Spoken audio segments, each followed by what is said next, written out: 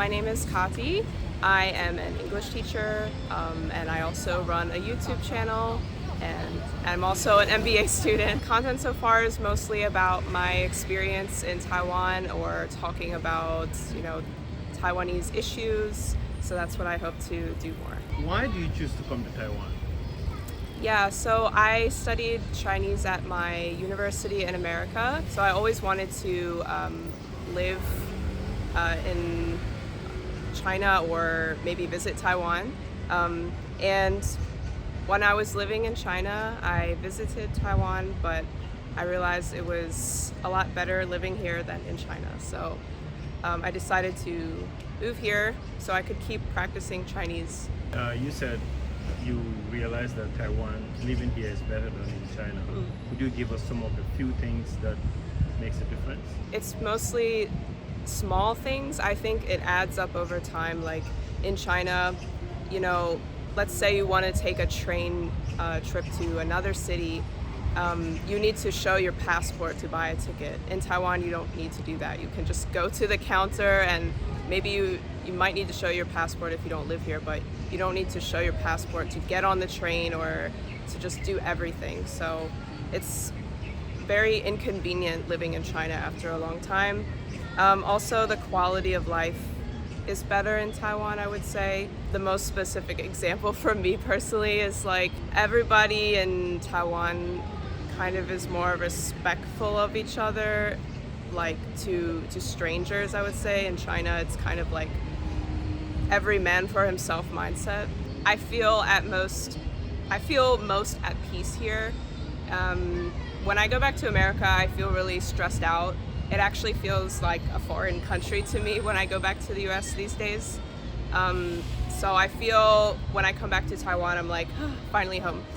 Yeah, so I just feel my mental state is more peaceful in Taiwan compared to America. And also I think like it's very safe here. Yeah, the health care is good, so there's lots of benefits to staying in Taiwan, but overall, I would say it's more of like my feeling here. I have a better feeling living here than anywhere else that I've lived. What strikes you first as strange or unusual? Oh, yes.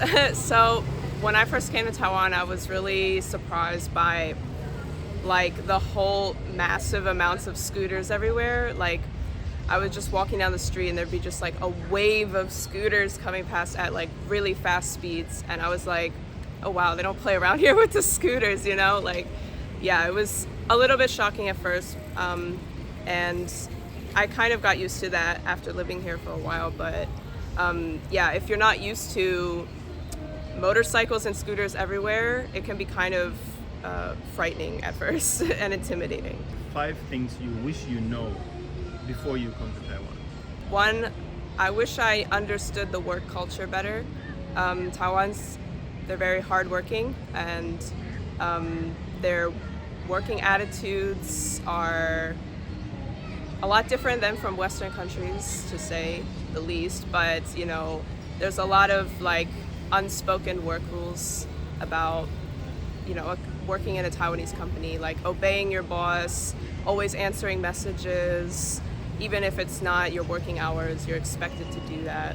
And yeah, just like I guess having more of a collective team attitude is more different from how it is in Western countries.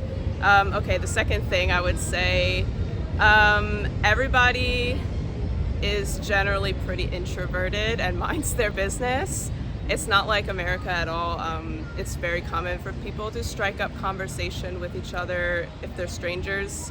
In Taiwan, people don't do that as much, but it's kind of nice if you're not an outgoing person, you just want to be left alone. I feel like most people mind their business here. Third, I would say, I wish I knew that everything is going to be sold out all the time, no matter what. Like for a concert, for a hotel, restaurant, if it's popular, you have to book things like really far in advance if you want to go there, because everything sells out really quickly. Like I really wanted to see like a concert in Taipei, but that's impossible because if they're popular, it'll be sold out in like 10 minutes. Yeah. So I don't know what is the secret. Everyone, please tell me the secret to getting a ticket to a concert in Taiwan. But okay, number 4 is that I'm never going to understand Taiwan completely. There's so many things to Taiwan I still don't know, even living here for a long time. So that's okay. I still hope to learn something new about Taiwan as I'm living here. But I'm never going to fully understand it. So I've accepted that. And number 5, sometimes I didn't realize it might be lonely sometimes, especially if you're a foreigner.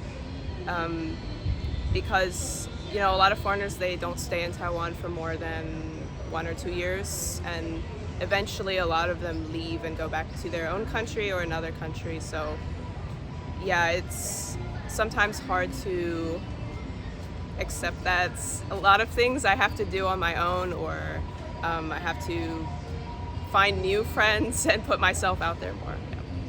What advice would you give to anyone who wishes to come here? I would say, first of all, this is a good idea for if you're moving anywhere, but I think it's good to research where you're going to be living.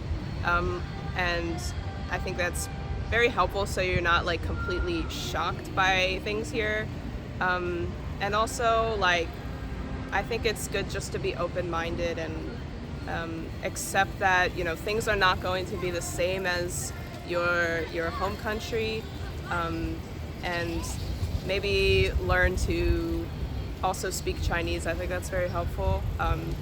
If you only speak English in Taiwan, you can still get by, but you know, it will make your experience more valuable, I think, if you can learn Chinese and make Taiwanese friends.